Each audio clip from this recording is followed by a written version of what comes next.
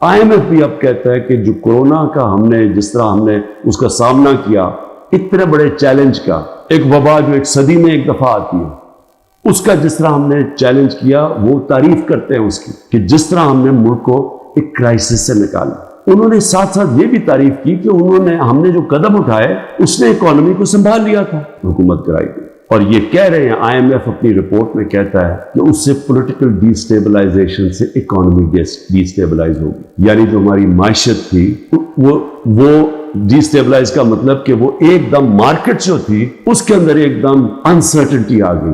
جب مارکیٹ کی انسرٹنٹی کا مطلب کہ جب جو ٹریڈرز ہوتے ہیں، جو مارکیٹ ہوتی ہے، اس کو جب یقین نہیں ہوتا کہ اب کیا ہوگا، تو یہی میں نے جنرل باجوہ کو میں نے بھی بتایا اور شوکت ترین فائنانس منسٹر کو بھیجا، ان کو بھی کہا کہ ان کو بتاؤ کہ اس وقت نہ ڈی سٹیبلائز کرنا، ان سے سنبھالی نہیں جائے گی۔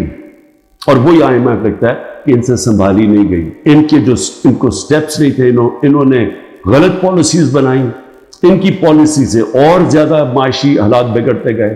اور وہی IMF لکھتا ہے کہ پاکستان کے لیے پچھلے 14 مہینے بڑے تکلیف میں گزرے۔ کیا کوئی ایسی انکوائری ہوگی اس ملک میں کہ یہ سائفر کا جو ایک سائفر کے ارد گرد جو سازش تھی، پتہ تو چلے، مجھے تو پتہ ہے کون اس میں تھے، لیکن انڈیپینڈنٹ انکوائری ہونی چاہیے، اور اس انکوائری میں پتہ چلے کہ کون کون کردار تھے جنہوں نے اس قوم کے اوپر اتنا بڑا عذاب لے کے آئے، اور اب مزید آگے اس عذاب سے نکلنے کے لیے اور کتنی تکلیف اٹھانی پڑے گی اس قوم۔ اور اس کے لیے میں پھر سے کوشش تو کرتا ہوں کہ ہمارے چیف جسٹس صاحب کو اس کے اوپر سوچنا چاہیے کہ وہی ایک انکوائری کر سکتے ہیں، کیونکہ یہ حکومت تو کرنے نہیں دے گی، اور نہ ہی مجھے افسوس سے کہنا پڑتا کہ ہماری اسٹیبلشمنٹ یہ کرنے دے گی، کیونکہ اس کے اندر ملوث ہیں جو جنرل باجوہ۔ IMF کہہ رہا ہے کہ جو 2018 میں یہ چھوڑ کے گئے تھے پاکستان، وہ خود کہہ رہے ہیں کہ وہ تحریک انصاف نے بڑے زبردست مشکل فیصلے کر کے ملک کو اس سے نکالا۔ تو کیا کوئی ذمہ داری اٹھائے گا اس کی کہ جب اتنی بڑی طاقت ہو جاتی ہے کسی کے پاس، تو کیا اس کو پھر ذمہ داری نہیں لینی چاہیے جبکہ وہ طاقت کا غلط استعمال کرتا ہے؟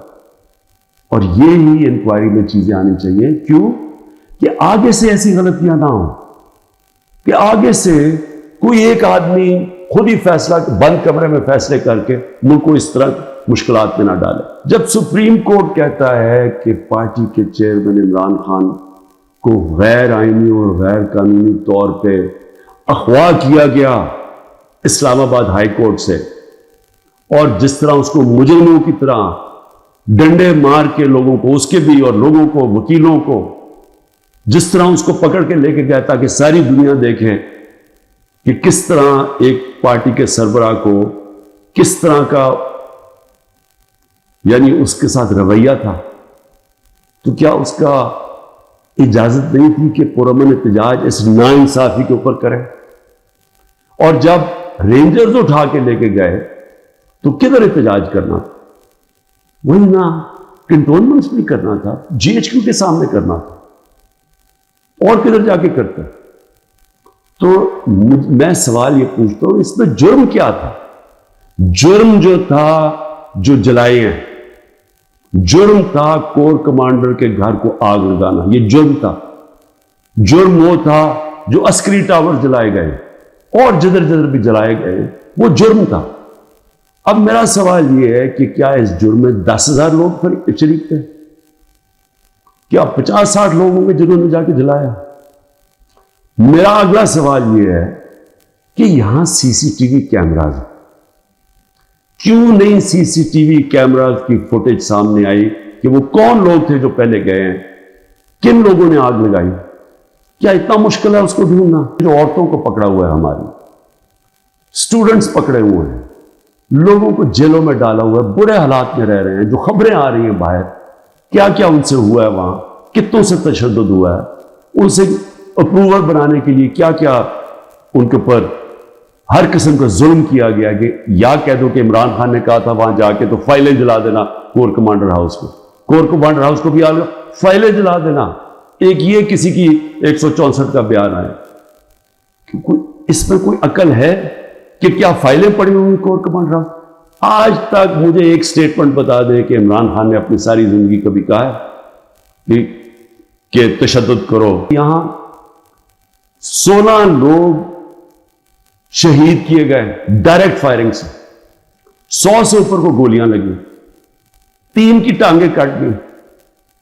میں یہ پوچھنا چاہتا ہوں کہ جو اور ایک پیرالائز ہے, کبھی کسی جمہوریت کے اندر اس طرح گولیاں ماری جاتی ہیں اور انکوائری بھی نہیں ہے. اسٹیبلشمنٹ کو فکر کرنے کی بات یہ ہے کہ ہر جگہ پولیس کیا کہتی ہے, جی ہم کچھ نہیں کر سکتے, ہم مجبور ہیں, اوپر سے پیغام آئے. یعنی یہ جو ہم ظلم کر رہے ہیں یہ ہم نہیں کرنا چاہتے, یہ ہمیں پیچھے سے پیغام آئے. یہ ہر جگہ سے یہ خبر آتی ہے کہ جی ہم تو چھوڑنا چاہتے ہیں لیکن کیا کریں جی, وہ اوپر سے پریشر ڈال رہے ہیں, سارا ڈال رہے ہیں اسٹیبلشمنٹ کے اوپر, ساری نفرت اس کے خلاف کر رہے ہیں. یہ تو کوئی دشمنوں کی ضرورت نہیں ہے. یہ جو سارا ظلم کیا جا رہا ہے یہ اب پولیس اپنے اوپر سے اتار رہی ہے. عمران خان ایک پولیٹیشین ہے, ایک غدار نہیں ہے. اس کا جینا مرنا اس ملک میں ہے. اس ملک کو تباہ نہ کر. جب ایک قوم میں اچھے برے کی تمیز ختم ہوتی ہے قوم تباہ ہو جاتی ہے. پہلے اخلاقی طور پہ مرتی ہے قوم, پھر معاشی طور پہ مرتی ہے. سارے جو دنیا کی بڑی بڑی ریاستیں تھیں, رومن امپائر, مسلمانوں کا مغل امپائر, یہ جو عثمانیہ سلطنت, یہ ساری ختم ہونے سے پہلے ان کے اندر اخلاقی طور پہ یہ قومیں مری تھی. اس کے بعد یہ ختم ہوئے تھے, ملک ٹوٹے تھے.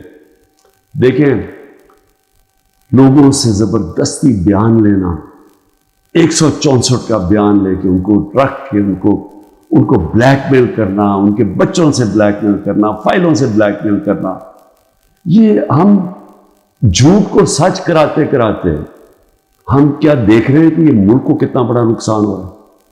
اور مجھے صرف یہ فکر پڑی ہوئی, سب چیز کے لیے میں تیار ہوں. میں بار بار, مجھے پتا ہے کہ انہوں نے پوری کوشش کرنی ہے کہ کیئر ٹیکر آنے سے پہلے اس کو جیل میں ڈالیں, میں اس کے لیے تیار ہوں. لیکن کیا ملک کا ہم سوچ رہے ہیں؟ وہ نہیں سوچ رہے جن کے سارے ڈالرز باہر پڑے ہوئے. سوچ ہمیں, ہماری طرح کے لوگوں کو سوچنا چاہیے جن کا جینا مرنا پاکستان میں.